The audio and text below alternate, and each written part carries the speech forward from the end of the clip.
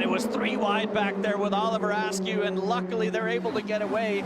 Rinus VK in the dark red, and and a spin for David Malukas, and big impact. Big impact, and as you see there, the rear of the car up. We will look and confirm to find out exactly who this is. The good news is, it looks like everybody moving around and okay. David Malukas was one of those machines. And Chris Windom as well. Chris Windom, for the second time in as many days, is involved in a big-time crash. But once again, he is moving around, it appears, in that cockpit. That's what's great to see. There you take a look at that rookie, the UTEC star, Chris Windom. He got a little bit the rear end of that race car, as you saw, into the catch fence. But I think everything did its job, and Chris Windom is going to be able to hop out of that machine. And there's a fire there, so the fire crew needs to get to the car and attention of Chris Windom quickly, as they do.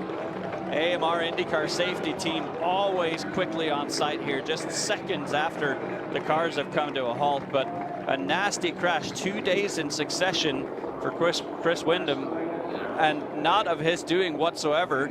We'll of course have numerous replays here to show everything, but it looked like David Malukas, as he's being helped here by the AMR IndyCar safety team, spun by himself, got a little bit of dirty air, and then got collected by Chris Windom. But that was a bit of a nasty impact, that even though Chris Windom's car is torn apart more so than David Malukas had the car of Chris Windom climb on top of him. So that not something we like to see ever here at the Indianapolis Motor Speedway. David Malukas, after this very scary accident, we can now tell you that both of them have gotten out of their machines and walked away under their own power.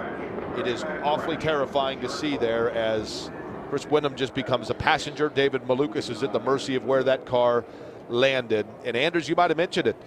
Simply cold tires there at the beginning. You try to get going, and all of a sudden David Malukas spins around. And David Malukas just simply tried to turn down into turn 4, had a little bit too cold tires, and maybe a smidge too aggressive on the steering input.